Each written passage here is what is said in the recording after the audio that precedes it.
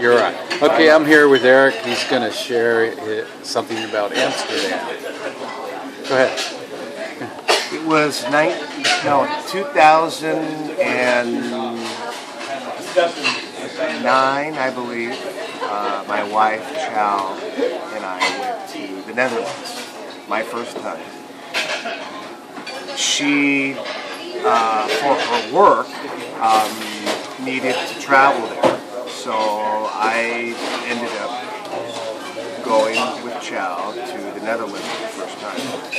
So we thought, well, maybe we could make a little vacation out of it.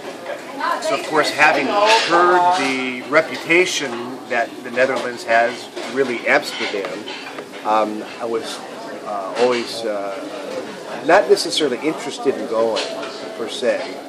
I can honestly say I've never really had much of an interest in going to Amsterdam, but nonetheless, it was something different. It wasn't Hawaii, it wasn't the tropics or anything, or it wasn't India, so it was something a little different. So we arrived in Amsterdam. After she did her business, we decided, after we arrived in the Netherlands, we decided after she was done with her work to go to Amsterdam. More specifically, we went to the red light district. Okay. Now, let me clarify to say about the red light district.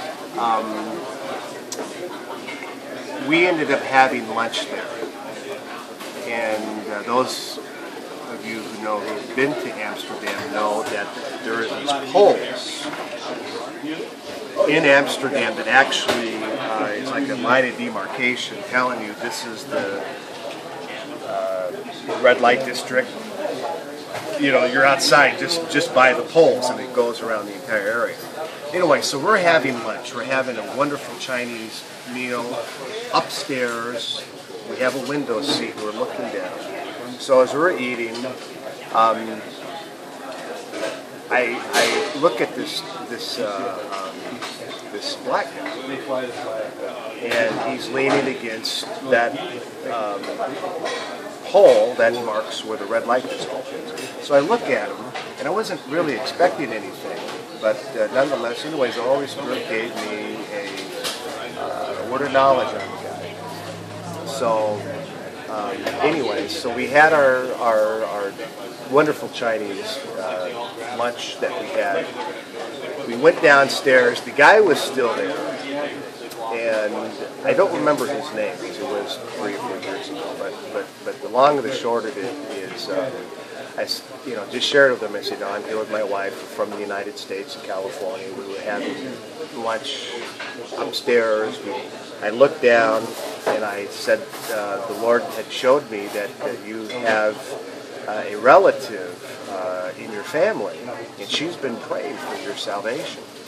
And he says, "It's funny you should mention that." He said, "My grandma has been praying for me for years, that I come to the Lord Jesus." And I could tell by talking to the guy that he was a drug user. I could tell that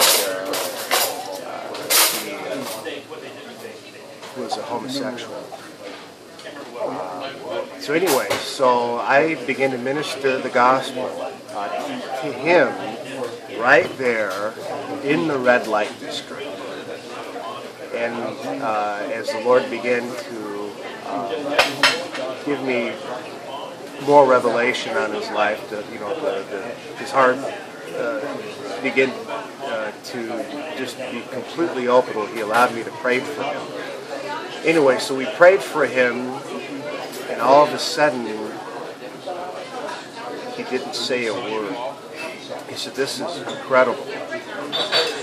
He said, "When you laid your hand on me," he says, "it was like this shaft of light or something pushed away all the darkness in my life. Pushed away all this, in his own words as he was trying to describe it." And so I began, as best as I could, begin to bind the evil spirits in his life. And he got a level of deliverance right there in Amsterdam. Yep. Soy sauce. Yes. You want extra butter? Sure. I believe that's mine. I ordered first. Is that the chorizo You want me to omelet? start over again? No, don't start over. Just keep going where you're at. Hit the shaft of light, hit him. Okay. So, Chow and I ended up leading him to the Lord Jesus. And he told me, he said, I'm going to call my grandma. I'm going to tell her what happened today. And I'm going to ask her to bring me to church. And I had just kind of a sense, I can't really determine, but I think he was probably HIV positive. Most likely. I just kind of had, he had that look to him. He was a drug user. So he talked about his friend having just passed away from. So what happened? He got saved. He accepted the Lord. So you went on a trip with your wife. Yeah. And had a divine appointment. Yes. Yeah. So isn't that great that God sent somebody all the way from America just to meet his grandmother's prayers for him? So That's cool, huh? Yeah, so I think there's a story to that. If God will use anybody that's available, whether it's an American or somebody there. But I tell you one thing that really impressed me the most is we were walking in the red light district. We weren't going down the areas where they were in the window, but you could kind of see them in some of the windows and stuff. But my heart really, I thought to myself, somebody could end up a ministry I probably really inexpensive, and I didn't see it. That's what blew me away. It may have changed now, but it was really the prayer of my heart. Somebody, all they have to do is get one of these little storefronts that are everywhere inside the red light district. Have a ministry.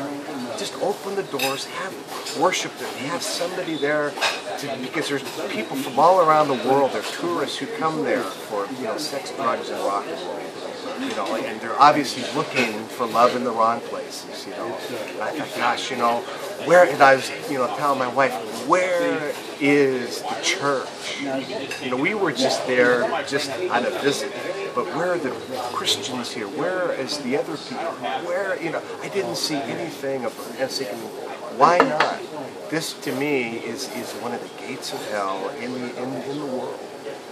A Babylon. So why? And maybe that's changed since my thought. I just begin to imagine in my mind what it would be like for a young person to be available that God would pick to rent a little place and by faith and just open up a little room that maybe something as big as this and have some worship there. Let me pray for you. And just like this guy, who can get saved and born again anyway, so that was our testimony, our little short stint, and I believe there's other guys like that all throughout Amsterdam.